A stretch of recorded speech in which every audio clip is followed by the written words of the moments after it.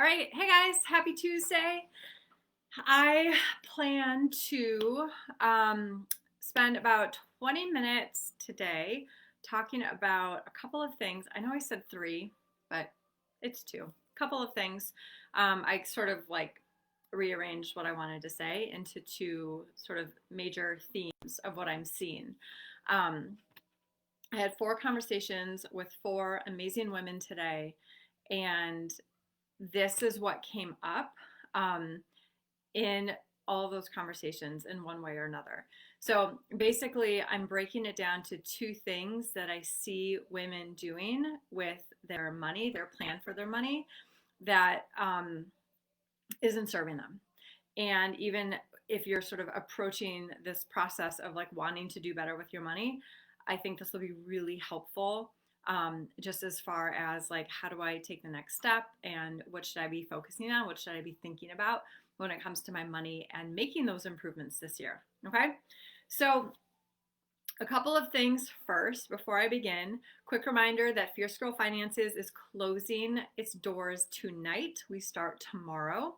And so if you have not yet registered for the program, this is a 4-week group live coaching program. So every Wednesday for 4 Wednesdays, we gather. There will be a live training and then hot seat coaching at the end. Not to mention a Facebook group for the ongoing support and sort of community aspect where you can ask questions and I will answer live in the group, plus all of the additional bonus training and templates and worksheets all housed in a membership site. Everything is recorded and put in that site, and you have access to that for life. So doors closed for that tonight. It's $297 for the 4-week program, and I'm excited to get started tomorrow. So jump in there if you haven't yet and want to join us for this round of the program. Doors will not open again. This program will not launch again probably until April. Okay, so if this is something you want to work on early in the year, right, jump in tonight. Okay, so that is one thing. The other thing that I want to mention that some of you know about, have maybe seen a little bit about, I think, I can't even remember where I put it, maybe in an email last week. I don't even know. I think it's live. I think I've talked about this. I know I did a post about it, but basically a big goal for this group, for this community in 2021 is to work on paying off $1 million in debt. So a lot of you just went through Done with Debt with me, and you know my stance on debt right now. It's I'd love to pay it off, but it might not be the best option right now. So even if you're just making car payments, and we're not going to count, I actually haven't decided on this one. I'm thinking we're not going to count mortgage. I want this to be like a baby step to consumer debt kind of thing. So I'm making the decision right now and then not revisiting it. We're not going to count mortgage. So if you're making car payments, if you're making student loan payments, if you're making credit card payments, even if you're not going crazy paying things off, you can still participate because it still counts, right? And so here's what happens when you register to participate in this year-long challenge. Number one, you don't have to participate every month and you can unsubscribe at any time. Yes, I will send you additional emails because I need to know how much debt you're paying off so that we can keep track, okay? But I promise they will be few and far between. You will get one email to every single month with the giveaway, the freebie for the month and what the giveaway is. And then you'll get a second email each month with the form to fill out how much debt you've paid that month.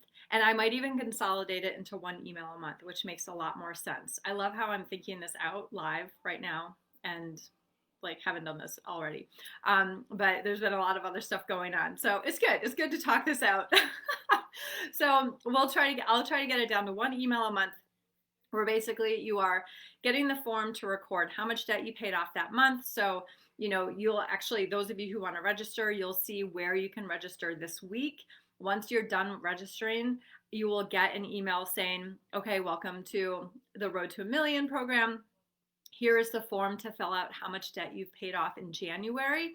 And then here's the freebie and the giveaway information for February. So this month will be a little funny because there is going to be a January giveaway that will happen later next week.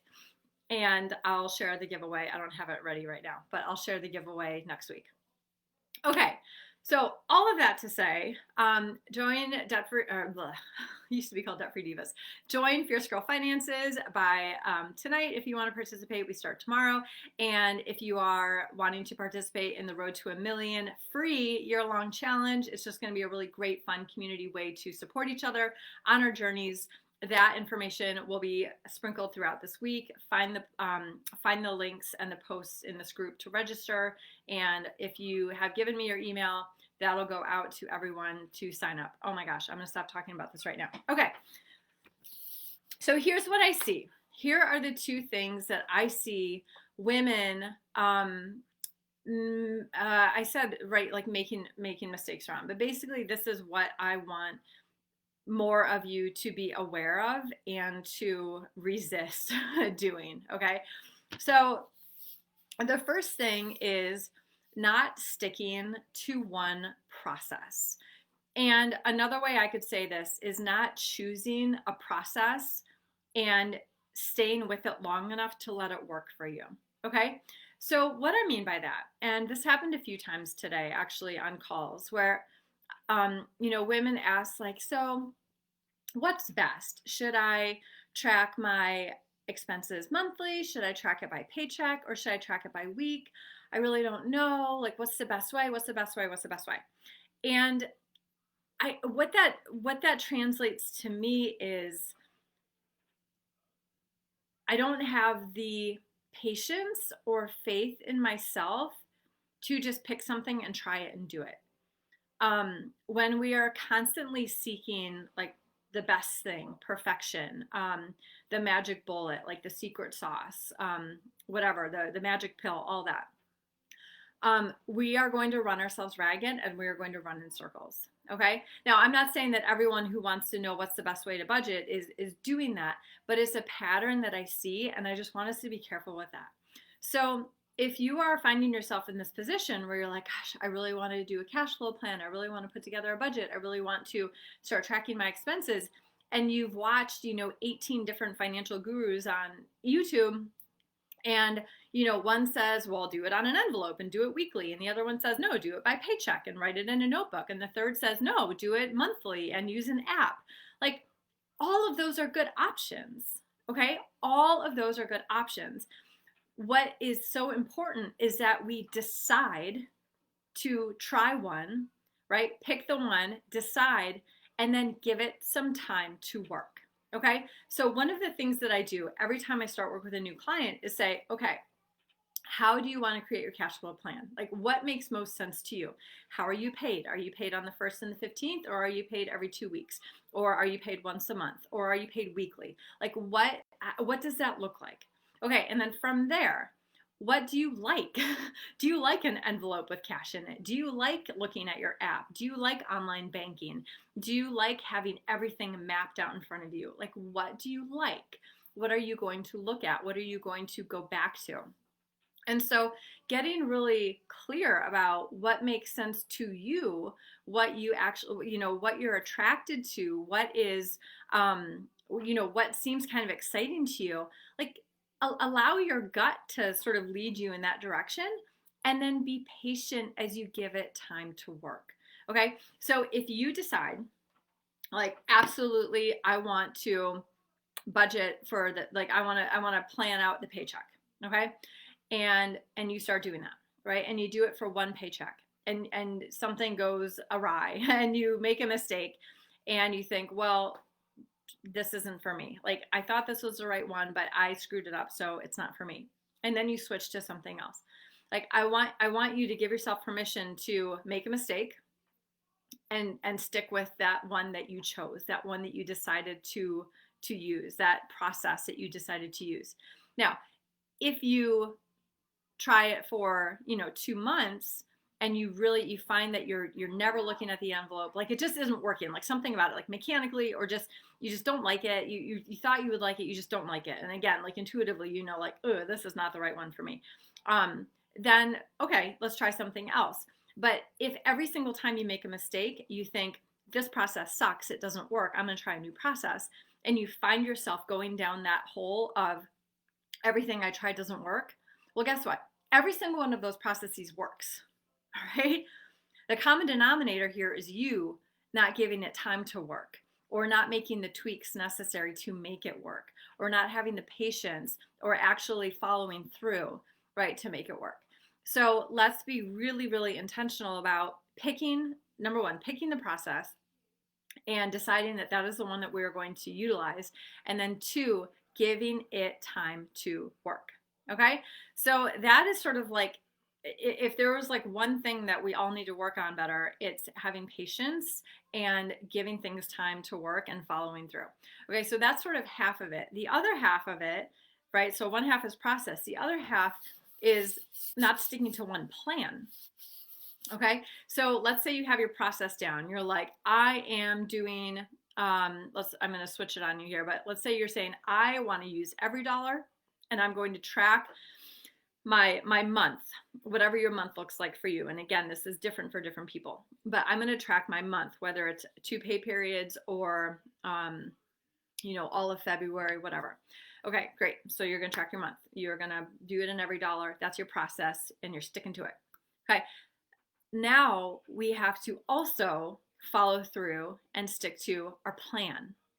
So the plan is, I want to get $1,000 in a starter emergency fund, or I want to open up a sinking fund and start making that the priority, because the lack of sinking fund is what has derailed me so many times in the past. It's what has caused me to pay off a whole bunch of debt, but then have this big thing come up that we weren't ready for.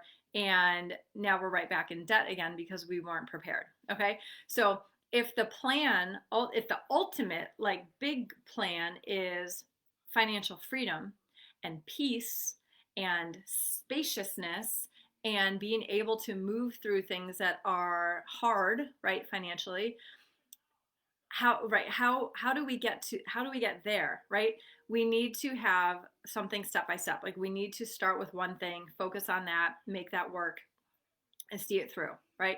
We cannot spread ourselves thin. So that's kind of a two-part here, right? We're going to pick a plan and see that through and stick with it. And by doing that, by committing to a plan and by focusing on one thing at a time, we're not spreading ourselves too thin. Okay. So we're going to do sort of one thing at a time. Now, I realize you have to pay your mortgage and your electric and your car payment. That's not what I mean. What I mean is, we're not going to get all crazy about, well, I need savings and I need a retirement. I need to pay off this debt and I need to save for my kids' college. And, I need to figure out how to pay the dentist and I need to all this other stuff. No, what's in our face right now? Like, what do we need to deal with right now? And sometimes we put up blinders and we don't let ourselves admit sort of what the priority is right now. We just kind of pick something, whatever is annoying us, whatever is sort of triggering us, whatever is pissing us off in the moment, like some credit card that just went from 5,000s to the 6,000s because of the interest. It just bumped it and the first number is 6 now. And you're pissed about it because you've been paying on this thing. But actually, that's not the most important thing to be worried about right now. That's not the thing that needs your attention right now. Yes, it's annoying, but what's the plan? What's the focus right now?